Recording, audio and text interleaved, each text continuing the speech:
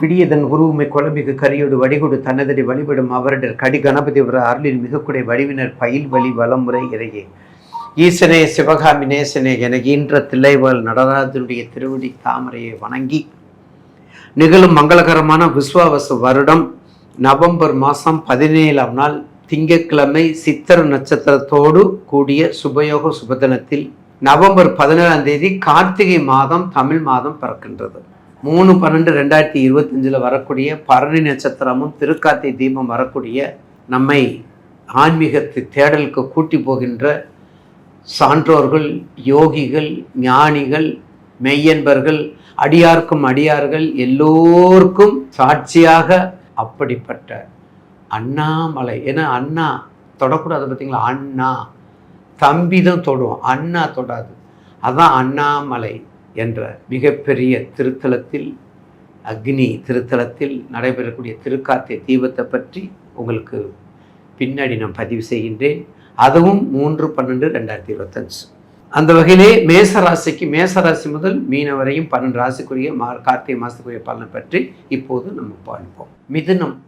கற்க கசடர கற்பவை, கற்க கசடர கற்பவை என்று என் குரு சொல்லியிருக்கார்.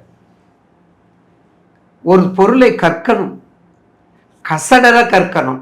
இன்னைக்கு அந்த அளவுக்கு போவோம், கசடர கற்கணும். அனைத்தும் கண்டிப்பாக கடைகள் அனைத்தும் கற்றுக்கிட்டா பண்டிதர் தான், நான் இல்லைன்னு சொல்ல. இருந்தாலும் எதையாவது ஒரு சிங்கம் மாதிரி, சிங்கம் போல சீரனம் சொல்கிறாங்கல்ல, அதனால அனைத்தும் கற்றக்கூடிய அறிவு மிதுனம். உயருக்கு உரியது மிதுனம், வெளிநாட்டுக்கு உரியது மிதுனம், விவேகத்துக்கு உரியது மிதுனம், வில்லங்கத்துக்கு உரியது மிதுனம். இன்னைக்கு அந்த மாதிரி வருது உங்களுக்கு. அப்போ மிதுன ராசி என்ன செய்ய வேண்டும்? இந்த கார்த்திகை மாதத்தில் உங்கள் ராசிக்கு நல்லா கவனிங்க. 2ஆம் இடம் கெட்டு போகக்கூடாது. 12 ராசியில் 2ஆம் இடம் கெட்டு போகக்கூடாதுன்னு நிறைய பலமுறை உங்களுக்கு நான் பகிர்ந்துள்ளேன். அதே போல் மிதுனத்துக்கு 2ஆம் இடம் கடகத்தில் குரு உச்சம். அப்போ கடகத்தில் குரு உச்சம்னா உங்கள் ராசிக்கு 2 தானங்க உச்சம் பெற்றிருக்காரு. முதல் பாயிண்ட். 2வது பாயிண்ட், புனர்பூசம் அவருடைய நட்சத்திரத்தில் உச்சம் பெற்றிருக்கார். ஒரு மனிதனுக்கு ஒரு கண் சிமிட்டு நேரம் இருந்தால் போதும், இறைவனுடைய கண் சிமிட்டு நேரம் கிடைச்சா போதும். ஒரு 18 மாதமும் 18 வருஷமும் ராகு திசை 18 நல்லதை கொடுக்குமா? சனி மகா திசை 19 நல்லதை கொடுக்குமா? குரு மகா திசை 16 நல்லதை கொடுக்குமா? ஒரு கடைக்கண் பார்வை பட்டால் போதுமே. அந்த போல உங்கள் ராசிக்கு 2ல் குரு உச்சம் பெற்றிருக்கனால பயன்படுத்திக்கங்க. மிதுன ராசி நேயர்களுக்கு என்ன தொழில் எல்லாம் முடிஞ்சிருச்சு. அஷ்டமத்து சனி முடிஞ்சிருச்சு, ஜென்மச்சனி முடிஞ்சிருச்சு, சனியினுடைய ஆதிக்கம் முடிஞ்சிருச்சு, ராகுக்கு இதனுடைய ஆதிக்கம் முடிஞ்சிருச்சு. லைன் கிளியராக இருக்கிறீங்க. அது திருமணமாக இருந்தாலும் சரி, புத்திர பாக்கியமாக இருந்தாலும் சரி, நண்பர்களாக இருந்தாலும் நண்பர்கள் மட்டும் கவனமாக பார்த்துக்கோங்க. இந்த 4 கிரகம் 4 கோள் இருக்குது, 4 மூளை இருக்குது பார்த்தீங்களா, 4 உபயம். அப்படி சொன்னால் தான் புரியும். உபயம்னா பாதி பேத்துக்கு தெரியாது, எல்லாத்துக்கும் தெரியணும். ஐயா சொல்கிறது எல்லாத்துக்கும் தெரியணும், உள்ளதை உள்ளபடி சொல்லணும். அதுக்கு நேயர் பெருமக்கள் பாதம் பணிந்து வணங்குகின்றேன். எனக்கு நிறைய நீங்கள் சப்போர்ட் பண்ணுறீங்க. ஐயா உள்ளதை உள்ளபடி தான் ஏன் சொல்கிறீங்க அப்படின்னு நிறைய சப்போர்ட் பண்ணுறீங்க. அதுக்கு தலை வணங்குகின்றேன்.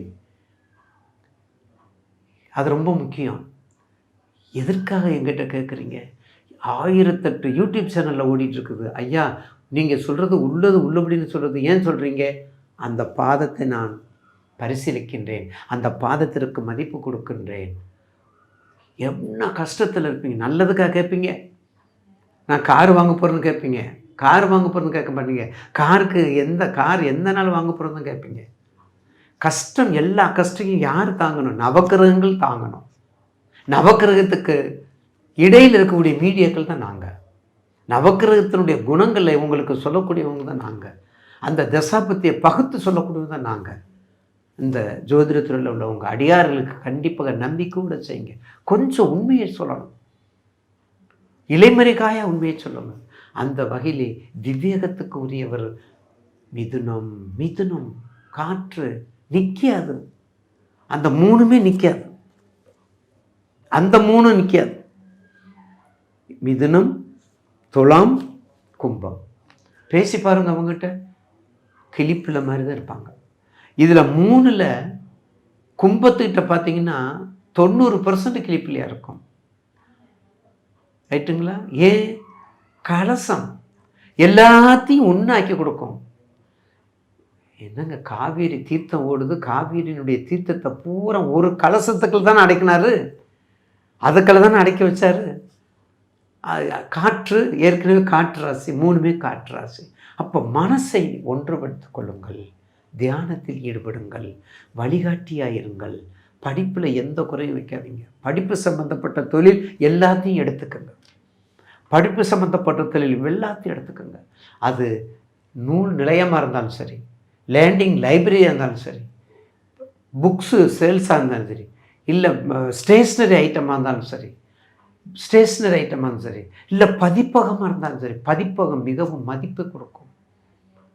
இல்லை கதை கற்று எழுதுறவனாலும் சரி, இல்லை பள்ளிக்கூடங்கள் சம்மந்தப்பட்ட யூனிவர்சிட்டி யூனிவர்சிட்டியை விட உங்களுக்கு பள்ளிக்கூடங்கள், உயர்நிலை பள்ளி, பஞ்சாயத்து பள்ளி, இந்த மாதிரி பள்ளிக்கூடங்கள், மீடியம் பள்ளி, மிடில் பள்ளிக்கூடங்களும்ல, அந்த மாதிரி மிடில் கிளாஸில் உள்ள பள்ளிகள், எழுத்துத்துறை, நூல் நிலையம், எழுதுகோல் எல்லாம் உங்களுக்கு தான். கொஞ்சம் வெளிநாடு இதெல்லாம் போய் வந்தீங்கன்னா இந்த மாதிரி தொழில் எடுத்து ஜெராக்ஸு, கருப்பு. ஏன்னா உங்களுக்கு சுக்கிரனும் சனி புதனை விட்டு போகாது, புதன் சனியை விட்டு நீங்காது. அப்படிப்பட்ட மிதுன ராசிக்கு கண்டிப்பாக அறிவினால் எதையுமே சாதிக்கக்கூடியவர்கள், அறிவினால் எதையும் சிந்திக்கக்கூடியவர்கள், அறிவினால் எல்லாத்தையும் ஜெயிக்கக்கூடியவர்கள் நீங்கள் தான். ஆக இந்த கார்த்திகை மாதத்தில் உங்கள் ராசிநாதன் உங்கள் ராசிக்கு 6ல் பகை வீட்டில் இருக்கார். இருந்தாலும் ரொம்ப நாளாக கொடுக்கல் வாங்கல் இல்லை, அந்த பணம் உங்களுக்கு வந்து சேரும். இதை 7க்குரியவர் உங்களுக்கு 2ல் இருக்கார். உங்கள் ராசிக்கு 7க்குரிய 2ல் இருக்கும்போது கண்டிப்பாக வந்து சேரும். அப்படி சேரும்போது மிகவும் கண்டிப்பாக பணம் கொடுக்கலன்னு நினைக்காதீங்க. இனிமேல் வந்து சேரக்கூடிய நேரம். ஏன்? உங்கள் ராசிக்கு 2ல் குரு இருக்கார். எல்லா தனத்தையும், எல்லா தானியத்தையும், எல்லா சுகத்தையும், எல்லா பொருளாதாரத்தையும், எல்லாத்தையும் கொடுக்கக்கூடிய, எல்லா குழந்தை பாக்கியத்தில் எல்லாத்தையும் கொடுக்கக்கூடிய ஒரு உச்சத்தில் இருக்கிறாங்க உங்கள் ராசிக்கு. கொஞ்ச நாளைக்கு இருந்தால் டிசம்பர் வரையும், அப்புறம் மாறி போயிடும். அப்புறம் உங்கள் வீட்டுக்கு வந்துடுவார். கொஞ்சம் கண் முழிச்சுக்கோங்க. மிதுன ராசி நேயர்களுக்கு கண்டிப்பாக வழிபாடுன்னு சொல்லும்போது கண்டிப்பாக ஆஞ்சநேயரை, கொஞ்சம் காற்று ராசி இல்லையா, ஆஞ்சநேயரை கும்பிடுங்க. ஆஞ்சநேயர் நல்லா கும்பிடுங்க. அன்னை உமையவள், காமாட்சி, மீனாட்சி, விசாலாட்சி, இந்த 3 ஆட்சி செய்யக்கூடிய அம்பிகை அன்னையே வழிபடுங்க. அப்படி வழிபட்டிங்கன்னா கண்டிப்பாக மிக சிறப்பாக வருவீங்க என்பதில் மாற்று கருத்து அல்ல.